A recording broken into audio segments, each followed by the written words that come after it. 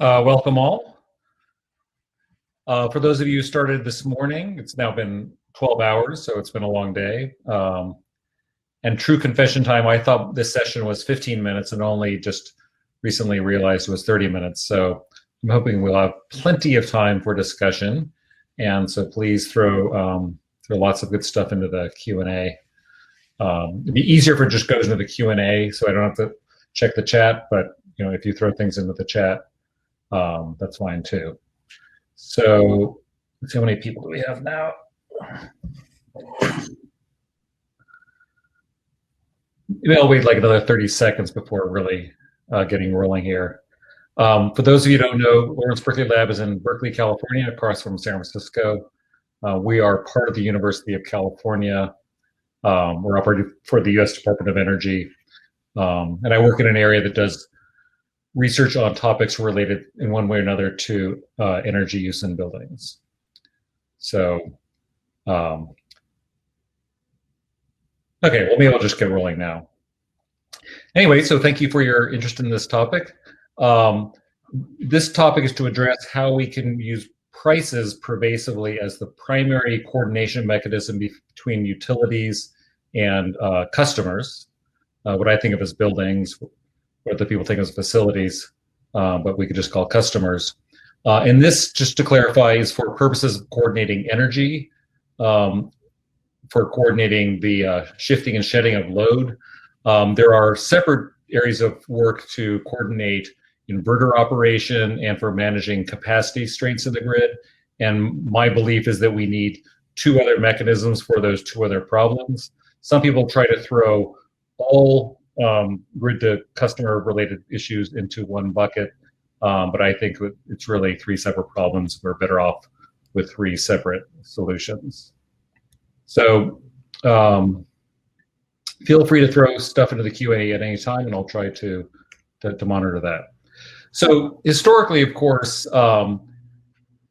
buildings were relatively passive participants in the grid. They just consumed their power and didn't pay attention to the grid, and the grid didn't pay attention to buildings other than to ensure that it produced enough electricity. There's been, of course, limited use of event-based demand response, mostly shed, and some use of time-varying prices, but it's been a relatively small part of utility grid operation. But as we get much more renewable supply, we really want to ramp up our use of the demand side to better balance supply and demand. And partly because while we could, of course, do everything with batteries, that's a very expensive way to do it compared to using demand flexibility, both in capital costs and environmental costs, and also in losses from battery charging and discharging. So we're much better off doing as much as possible as we can with demand flexibility and then filling in as needed with batteries and other kinds of storage. And there's more and more recognition of price as the fundamental coordination mechanism. In the past, we had a lot of reliance on aggregators, which have a lot of limitations as to what they can do for coordinating the grid and buildings, and a lot of proposals for very complex systems, which I think are frankly not practical. And so price has always been, I think, the sweet spot in terms of simplicity and scalability and universality. And a lot of people are finally coming around to that. So in this diagram, I'm trying to show that you have one domain of technology inside of buildings, which is my principal area of work and how things coordinate internally to buildings. Another domain of technology for how things coordinate within the grid. And then there's this question of what's that interface between the building and the grid. And that's what I want to address today. So California, where I live, the three largest utilities are moving to time of use, I think this month, well, certainly this month for my utility, and similarly for the others. And the State Energy Commission is trying to mandate that the utilities offer real-time pricing as soon as possible. So we really want to move forward to make the best use of pricing. And there's three things. Of course, in order to have pricing be effective, it has to be automated. We don't want humans to be in the loop in responding to real-time prices. Humans don't want that. It wouldn't be effective. It's really would be a bad way to do things. Sure, you can get people episodically interested a few times a year if there's a crisis, on a day-to-day basis, people have much, much better things to do with their time. The three things you need are you need good prices. If you don't have good prices, you're stuck. That picture is a broken clock, which people say is right about twice a day, and a flat electricity rate is also right about twice a day. The subject of this talk is the infrastructure you need to move those prices from point A to point B. And of course, we also need price responsive, mostly flexible loads, but also EV chargers and batteries to take in those prices and then change their behavior. And so the model that I'm proposing is ongoing streaming of prices, sort of much like Netflix streams movies. So on a continuous basis, every period of time, you would have the current price, which would be a guaranteed price that you need to know what you're going to pay once the period starts. A forecast of future prices that would be non-binding, but weather forecasts these days are pretty good. The California Independent System Operator is pretty good at forecasting load, particularly the closer you get to now. And the key thing here is that DER needs to know the marginal cost of one additional kilowatt hour now. You don't need to know the exact full bill. So if there's things like fixed charges, you don't have to carry that. In addition, a lot of people recognize that climate change is real and want to take into account greenhouse gas emissions into their consideration. So California wants to also broadcast a greenhouse gas signal so that people have the option to take that into account in their device decision making. So I have some sort of design principles that I bring to a lot of my considerations. I'm a huge believer in things that are simple and universal. We need only think about things like email addresses or web browsing to know that simple and universal technologies are possible and awesome. I think people underestimate how much storage will change how we think about energy. Certainly data storage changed how we thought about communications. It enabled a network model of communications, and electricity storage will finally get people to realize that we do not have to balance supply and demand at every moment in time.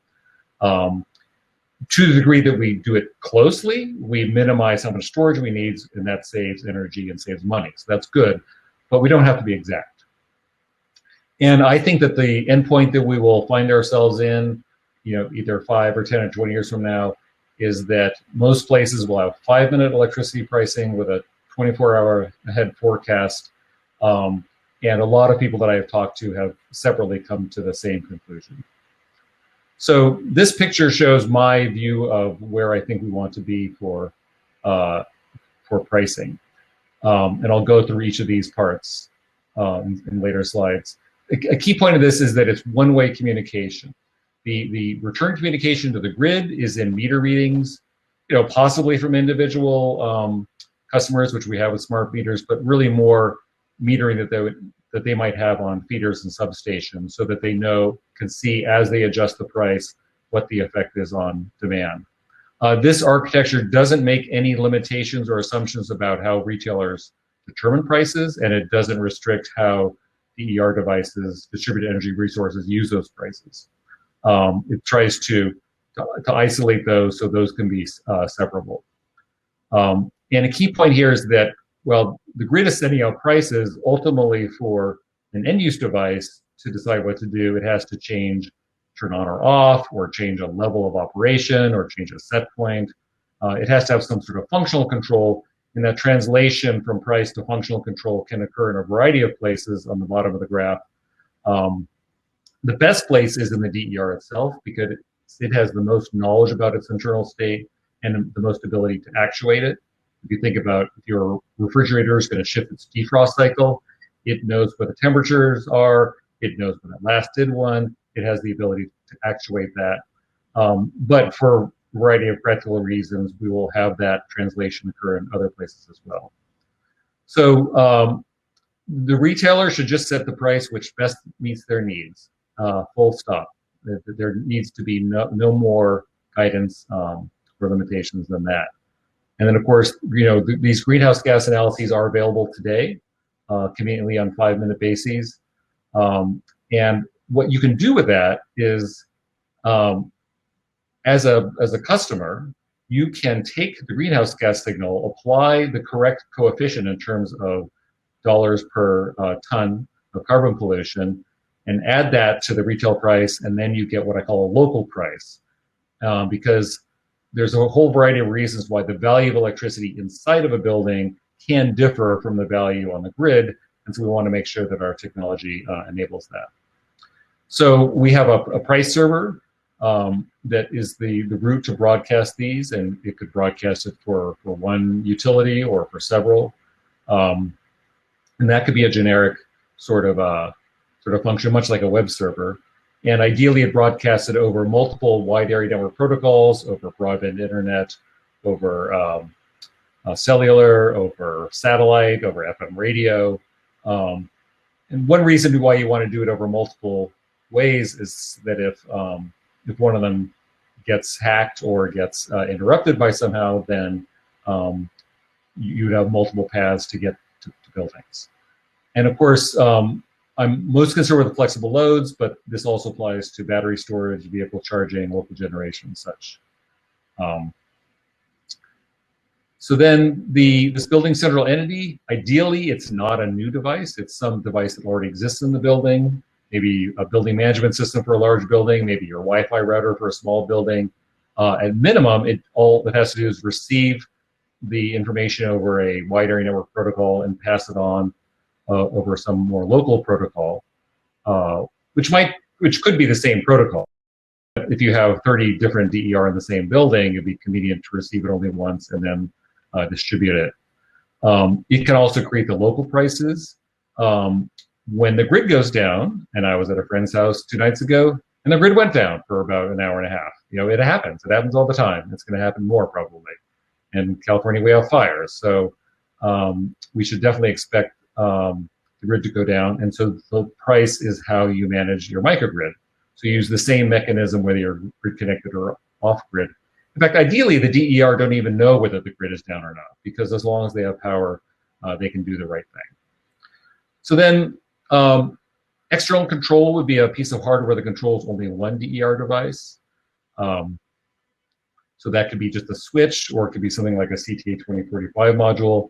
A third party in this model is not an aggregator, as people commonly talk about, because an aggregator has a financial relationship with the utility. But in this case, it's just some entity, maybe the manufacturer of your appliance, that can do slightly better optimization than the appliance can itself. And so that's what the third party is. Again, only the customer has a financial relationship with the grid. So my rule for communication protocols is the EFG rule. First of all, sometimes the protocol you want doesn't exist at all. And if you're going to do something, you have to create it if it doesn't exist. You also want it to be few. If you have 25 protocols that do the same thing, that's really bad. Ideally, you only have one, like we have HTTP. Arguably we have 2 HTTPS. But at most, you want a few. You don't want too many, and you want them semantically harmonized as much as possible. And they should be good, because not all communication standards are good. We do have some very good protocols available today for managing, for sending out grid signals, OpenADR, IEEE 23.5, and CTA 2045. We need to have a way so they can be used together, so you can translate from one to the other without any change in the information. So last year I proposed a data model to express this information. I called it the price streaming data model. And luckily in the fall, the CTA 2045 standard, which is for an external module you might stick on a water heater or other sort of appliance, was updated, and we simply dropped that data model directly into the standard. Somebody else who works on OpenADR defined how to use OpenADR in a consistent way to express the same information. And then you could also express the same information in a standard way to 23.5, and I'm expecting to do that in the next few months. So what does this data model look like? It's not that complicated. Good things are not that complicated. It's only crappy technologies which are really complicated. So most of the information is information that changes rarely or never. Maybe every few years you change the rate that you're on, or the retailer, but the currency probably doesn't change unless you move to a different country. And then the dynamic data is basically just times and prices. And there might be a differential price at the meter where the utility sells at 20 cents and buys back at 10 or such. There's a variety of reasons why that could be meritorious, and so it's something that should be supported. So what do we do next? So there's the LF Energy open source OpenADR project, and so I will try to be coordinating with them to make sure that this price streaming works as well as possible with that effort. There's probably other parts of LF Energy that could use some harmonization with this in terms of how they represent and terminology around prices and tariffs and such. It'd be nice to have a LFE price server that was available for anybody to use. And also some sample code for price responsive loads so that companies that make products could very quickly get up to speed and start putting this capability into their products. There are a few possible speed bumps. Tiered rates and especially demand charges are terrible for this because they make it so you can't know now what the incremental cost of one more kilowatt hour it is. You may only know at the end of the month. And that's insane. That's like going to the grocery store and thinking you're going to buy a banana at 30 cents and discovering later it's $2 because of a demand charge. So we really need to get rid of them.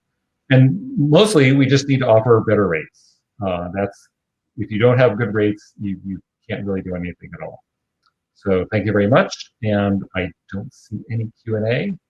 You people have failed me, but hopefully you'll start populating some content in there soon.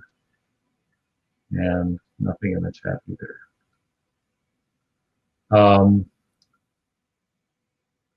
Well, I'll try to anticipate some questions. So one aspect of this is that I talked about 5-minute pricing. So if you're a device and you're trying to decide what to do in the coming, sort of plan your operation, you might want to know the 5-minute pricing for the next hour or two. But 20 hours from now, do you need to know 5-minute pricing? No, probably hourly pricing is good enough for that. So maybe you have 2 hours of 5-minute pricing and then 22 hours of hourly pricing. That would probably serve the needs of the vast majority of the devices. I'll actually just go back to this figure in case anyone wants to study it some more, and if this prompts any questions. I think to me, this notion of a local price is really one of the most key to making buildings have more rich functionality. CT 2045, yes. So CT 2045 is it's a standard which defines an external module. There's two versions. One is AC powered, one is DC powered. One's like a very thick deck of cards, and the other is about a quarter of the size of that. And it defines communication from that module to the device. And then you could have either some open protocol to the outside world or a proprietary protocol. And it doesn't specify the physical layer, so some of them that are available today use Wi-Fi, some use Zigbee, some use cellular, some use multiple. But it's a way so that if you buy a water heater, which is going to last 20 years, you don't have to be locked into the same single technology for communication for that time. You can pop out the module, pop in a more modern one, and then go along the way.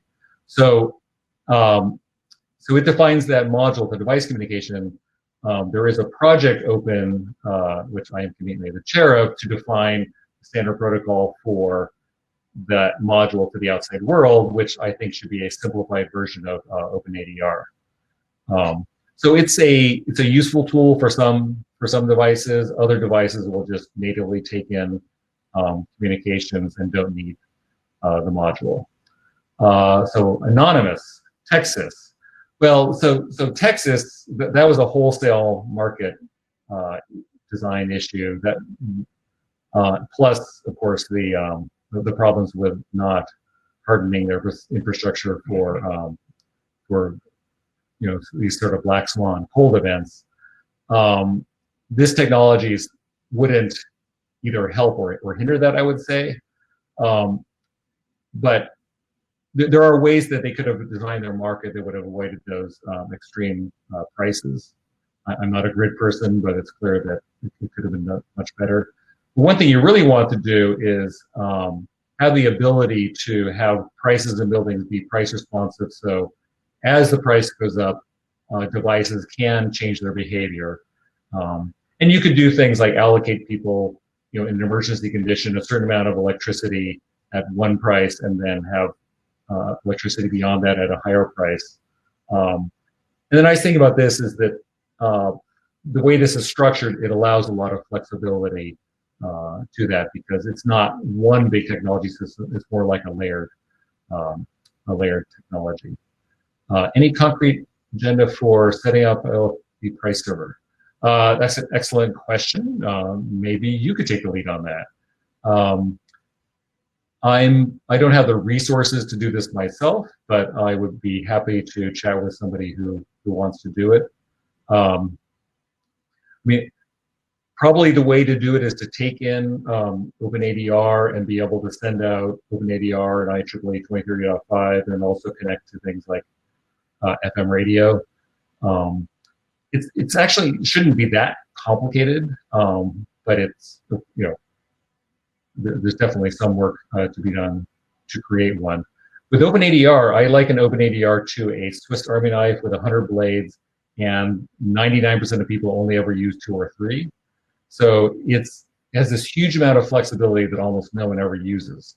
So we could and should define a simplified subset of OpenADR that's also more modern, that would do things like prices plus a few other commonly used things, and make OpenADR a lot simpler in reality and a lot simpler in perception. And that would make it even a better use for an LFE price server. Any other questions from all of you? I'm not immediately thinking of any other words of wisdom on this graphic or topic. But when I think about this is once you are streaming out prices, you can stream out time of use prices, you can stream out critical peak prices, and then some number of years later, when you have real-time prices, then you can stream those out, and the infrastructure does not change whatsoever. So what it would be doing is today setting up the infrastructure that's the infrastructure we want a year, 5 years, and 10 years in the future, as opposed to setting up infrastructure that only works for time of use, and then we realize when we want something else, we don't have the right infrastructure. So this is really what I like to think of as starting from the future and then working backwards towards the present, rather than starting from the present and doing only incremental things that don't necessarily get to you where you ultimately want to get to. It's getting kind of late in the day, so if there aren't other burning questions, we could just wrap up early. We'll wait another, another question here. Actually, may work well for a start in a station like car charges at first.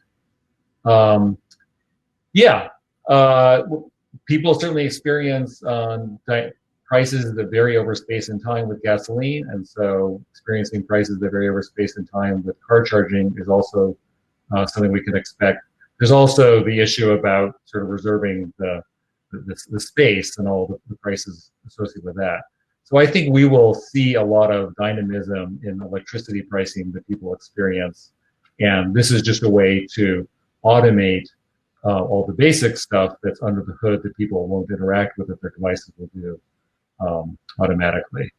Also, I think what we'll see for fast charging a lot is where the fast charging station has a battery that it charges up over time, so when the vehicle comes in, it can just rapidly drop in the power from the battery or the flywheel rather than putting huge surges onto the grid.